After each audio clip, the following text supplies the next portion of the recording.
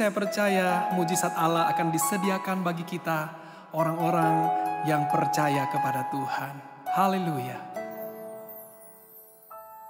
Ku yakin saat kau berfirman, ku menang saat kau bertindak.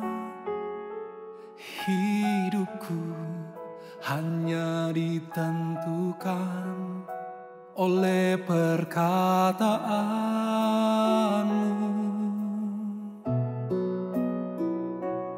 Ku aman karena kau menjaga.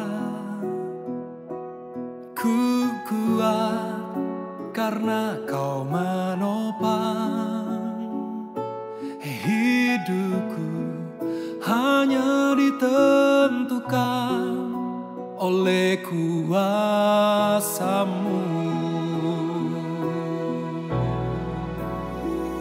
Bagi Tuhan tak ada yang mustahil. Bagi Tuhan tak ada yang tak mungkin. Mujizatnya disediakan bagiku. Ku diangkat dan dipulihkannya.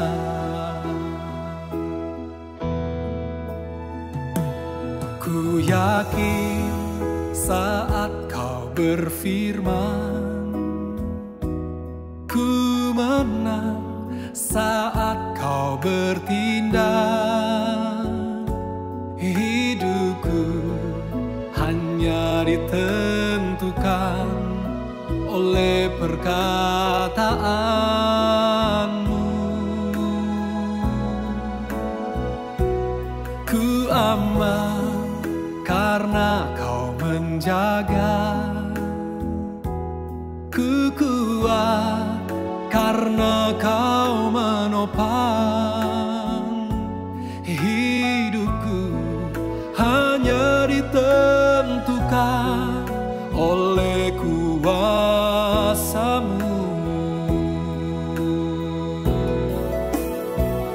Bagi Tuhan tak ada yang mustahil.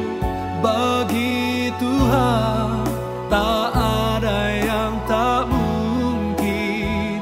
Mujizatnya disediakan bagiku. Ku diangkat dan dipulihkannya. Oh, tak ada yang mustahil.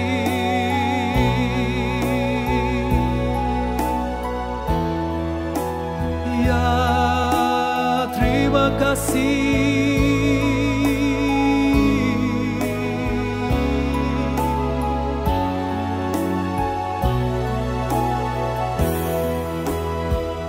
Bagi Tuhan tak ada yang mustahil. Bagi Tuhan tak ada yang tak mungkin. Mujizatnya disediakan bagiku. Ku diangkat dan dipulihkannya. Mujizatnya disediakan bagiku. Ku diangkat dan dipulihkannya.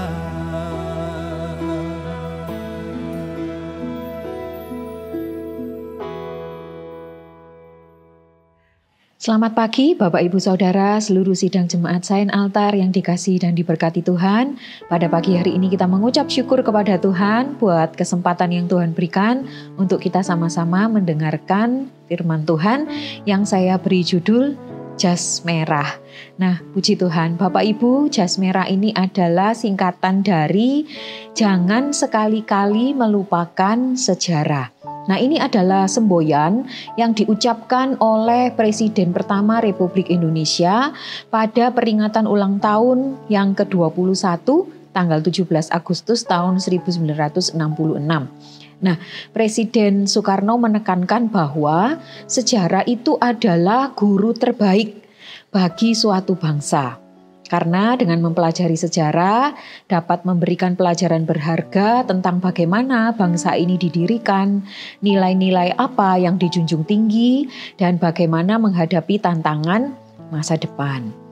Dalam pengiringan kita kepada Tuhan, kita pun seharusnya punya semboyan jas merah. Jangan melupakan sejarah. Sejarah apa Bapak Ibu? Sejarah kebaikan Tuhan dan perbuatan Tuhan yang ajaib. Kita baca ayatnya di dalam Mazmur, pasalnya yang ke-40 ayat yang ke-6 dikatakan, "Banyaklah yang telah kau lakukan ya Tuhan Allahku, perbuatanmu yang ajaib dan maksudmu untuk kami. Tidak ada yang dapat disejajarkan dengan engkau. Aku mau memberitakan dan mengatakannya tetapi terlalu besar jumlahnya untuk dihitung." Satu ayat lagi di dalam Mazmur, pasal yang ke-103 ayat yang kedua kita akan baca. Mazmur 103 ayat yang kedua. "Pujilah Tuhan hai jiwaku dan janganlah lupakan segala kebaikannya." Puji Tuhan. Nah, mengapa kita perlu selalu mengingat kebaikan Tuhan dan segala perbuatannya yang ajaib di dalam hidup kita? Kita akan belajar dari kisah Yohanes Pembaptis di dalam Lukas pasalnya yang ke-7 ayat yang ke-18 sampai 23. Nah, Bapak Ibu Saudara, saat itu Yohanes Pembaptis berada di dalam penjara akibat Yohanes memperingatkan Raja Herodes. Nah, kemudian Yohanes di dalam penjara itu juga sempat meragukan apakah Yesus sungguh-sungguh Mesias yang ia nantikan ataukah ia harus menantikan Mesias yang lain. Kemudian Yesus mengirimkan pesan melalui murid Yohanes untuk menjawab keraguan-raguan Yohanes. Pesan dari Yesus cukup singkat, jelas dan padat. Ya, Yesus hanya menjawab kepada murid Yesus dikatakan, "Pergilah dan katakanlah kepada Yohanes apa yang kamu lihat dan kamu dengar. Orang buta melihat, orang lumpuh berjalan, orang kusta menjadi tahir, orang tuli mendengar, orang mati dibangkitkan, dan kepada orang miskin diberitakan kabar baik. Dan berbahagialah orang yang tidak kecewa dan menolak aku." Pesan yang cukup singkat, yang berisi tentang segala sesuatu perbuatan yang sudah dikerjakan oleh Tuhan. Nah, setiap kita pasti juga pernah mengalami yang namanya keraguan-raguan. Di saat kita melihat kenyataan dan apa yang ada di dalam firman Tuhan tidak sejalan, kita bisa ragu. Di saat kenyataan dan harapan kita terlihat jauh berbeda, kita juga sangat mungkin ragu-ragu dan kecewa. Nah, mari kita belajar mengingat kembali semua kebaikan Tuhan dan perbuatan ajaib Tuhan di dalam kehidupan kita.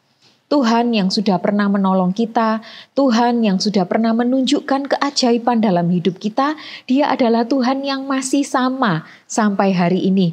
Bahkan tidak pernah berubah kasih dan kuasanya dulu, sekarang, bahkan sampai selama-lamanya. Nah, saat kita mulai ragu-ragu, mari kita arahkan hati dan pikiran kita kepada Tuhan dan firman-Nya.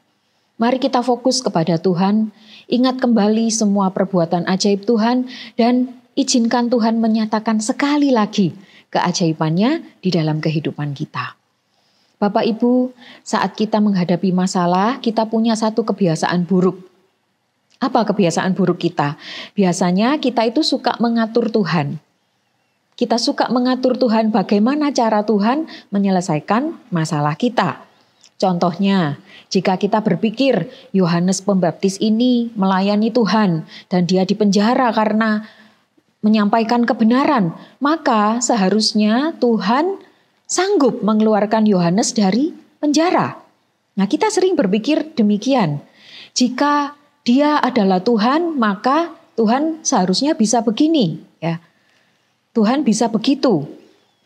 Dan ternyata ketika Tuhan menolong dengan cara yang berbeda dari yang kita pikirkan, kita sangat mungkin menjadi kecewa dan menolak Tuhan. Kata menolak di dalam Lukas pasal yang ke-7 ayat yang ke-23 dipakai kata skandaliso. Ya, yang artinya di luar yang kita anggap sewajarnya atau seharusnya. Kita perlu bertobat dari kebiasaan buruk kita. Jangan batasi Tuhan dengan cara kita yang terbatas. Jangan batasi Tuhan dengan pemikiran kita yang seharusnya Tuhan begini, sewajarnya Tuhan begini, ya. Seharusnya Yesus bisa begitu dan sebagainya. Kita perlu bertobat dan biarkan Tuhan bekerja dengan caranya yang ajaib, ya. Sampai pada akhirnya kita menjadi orang yang berbahagia karena kita tidak kecewa dan tidak menolak Tuhan. Bapak Ibu, sejarah katanya adalah guru yang terbaik. Dari sejarah kita dapat belajar apa kesalahan kita di masa lalu. Kita bisa belajar value atau nilai yang baik dari setiap pengalaman kita di masa yang lalu. Dan kita bisa termotivasi untuk maju dan menjadi lebih baik. Saat kita merenungkan hidup kita, saat kita menoleh ke belakang, biarlah kita melihat jejak-jejak kebaikan Tuhan dan perbuatannya yang ajaib.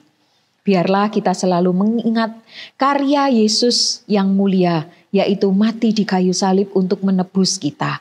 Nah, apakah lagi yang tidak bisa Yesus kerjakan bagi kita? Biarlah semua itu membuat kita mampu menegakkan kepala kita dan terus melangkah maju. Tuhan Yesus memberkati, mari kita sama-sama berdoa. Tuhan, terima kasih buat kebenaran firman Tuhan yang kami dengar pada pagi hari ini. Terima kasih Tuhan, karena Engkau mengajar kami untuk tidak kecewa, tidak menolak Tuhan saat kami menghadapi segala sesuatu yang mungkin berbeda dengan janji Tuhan, berbeda dengan apa yang kami pikirkan. Ajar kami untuk tetap percaya bahwa Engkau Tuhan yang baik, yang akan menyatakan kebaikan-Mu, menyatakan kemurahan-Mu, dan perbuatan ajaib-Mu sekali lagi di dalam kehidupan kami. Terima kasih Tuhan, seluruh kehidupan kami mau menyaksikan bahwa Engkau baik, dan biarlah itu menjadi kekuatan bagi kami untuk terus melangkah maju. Di saat ini mungkin kami belum menerima pertolongan Tuhan, kami belum melihat kebaikan dari semua yang Tuhan izinkan terjadi. Ajar kami untuk tidak pernah melupakan bahwa Engkau adalah Tuhan yang baik, yang selalu menyertai dan menolong kami, dan pasti akan menyatakan pertolongan-Mu bagi kami. Terima kasih Tuhan, berkati seluruh sidang jemaat-Mu sepanjang hari ini, pimpin kami, biarlah kami senantiasa berjalan seturut dengan kehendak Tuhan. Terima kasih Tuhan, kami sudah berdoa dan mengucap syukur di dalam nama Tuhan Yesus Kristus. Haleluya, amin. Bagi Tuhan tak ada yang mustahil. Bagi Tuhan tak ada yang tak mungkin. Mujizatnya disediakan bagiku. Ku diangkat dan dipulihkannya. Mujizatnya disediakan bagi